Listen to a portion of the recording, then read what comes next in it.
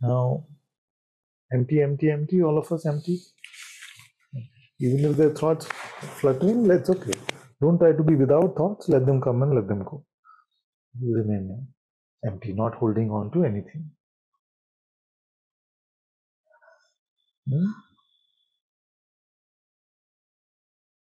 In this pure perception, is there a witnessing of something beyond perception?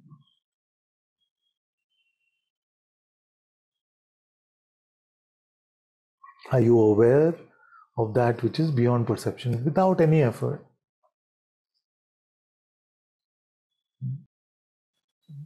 That pure witnessing, which people are trying to grasp, but it's ungraspable, just by dropping it all, in a moment, you say, no, these perceptions are in front of me. I am not touched by them. They come and go in front of me. And please include the body, sensations, everything that you perceive.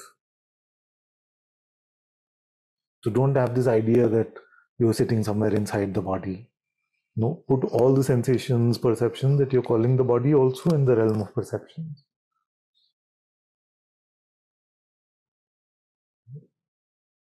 This is clear? This is the absolute reality. The noumenal, as Maharaj would say.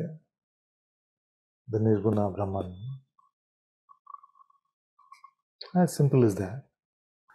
Now, hold on to any thought and try to keep that insight alive. Grab the next thought that comes your way with your belief and remain in this insight.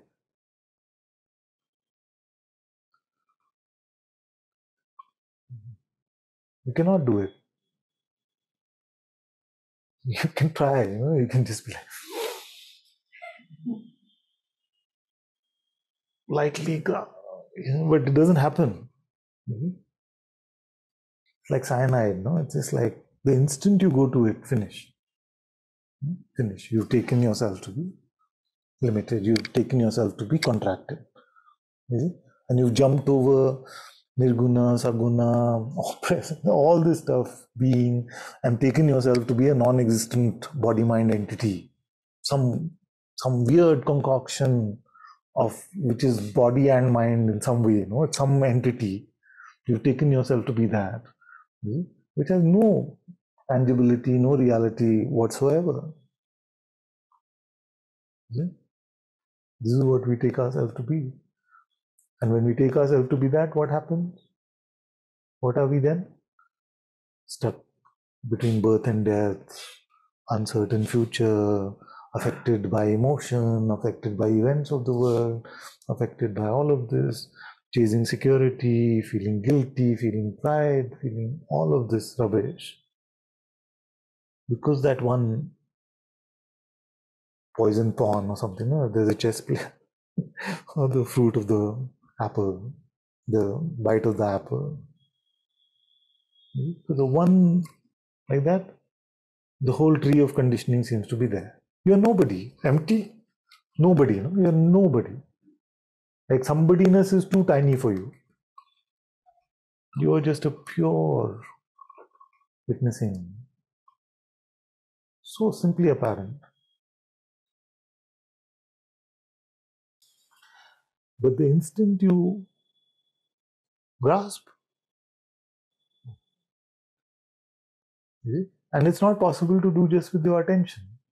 Like try to do it with your attention. Be empty and just attention, attention. Nothing happens. Nothing changes. You have not taken yourself to be limited. You see? But the minute you buy, like you cannot believe an object, no? Like believe this. You can only give it attention. You see?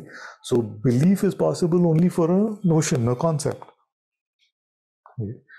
The instant you buy that notion, what happens? Literally.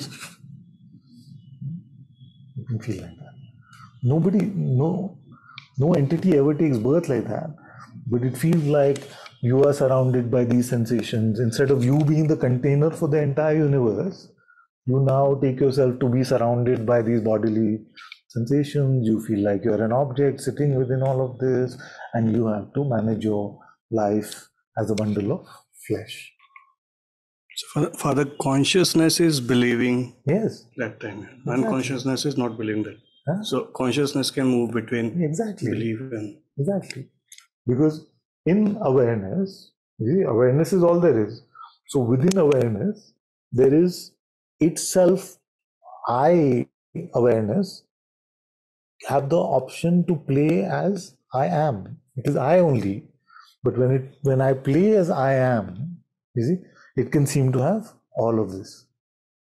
That's called saguna, manifest. The manifest Brahman comes with this play. So consciousness does all of this. So only consciousness is there. No? Like if you were to ask this question and say, okay, what is option 2? Who else could be believing or not believing? No one else ever took birth. So the only one that is the only one that can say, give its assent to a notion and say, yes, it is true. Or let it go. Or to judge it and say, no, it is not true.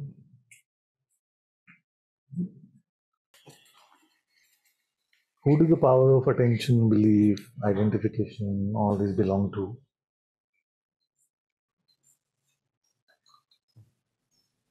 These are the primal powers of being, beingness.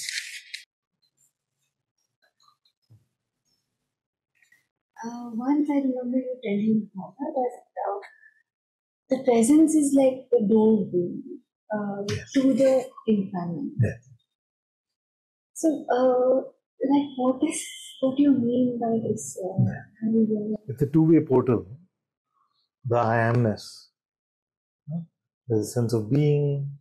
Now, with the sense of being comes the waking state. Whether we call it dream or waking, same thing. So this waking state comes, in which all this drama begins of light and sound, and this body seems to be the central protagonist of this game. And we all take ourselves to be that. In that expression of consciousness, each takes itself to be that aspect, which is, according to them, the central protagonist, because there is a centrality of, like a visual perspective at least. Is it sounding too academic? No, I just feel like I'm at the center of this dream. I'm seeing everything through my body. You see, like I'm at the center, everything else is around me, and it gives this construct, this feeling of you being there somewhere inside this body, which is just not true. So in the play of I am, all this game starts on this side of attention. This side of attention brings us all this content, this side. Now, what is on the other side of attention? That is to try and go to the portal the other way. The I am, you see, which I is that? Is to try and go to the source of the I am itself. Is it? Which is that who is that I? Which I is that?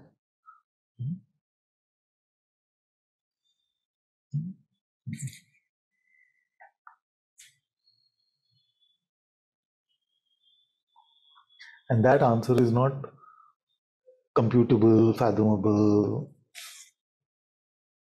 cannot be inferred. You may think, yes, I know it is Brahman, it is the absolute, it is the self. But all those concepts don't help. It has to become a living recognition, a living insight.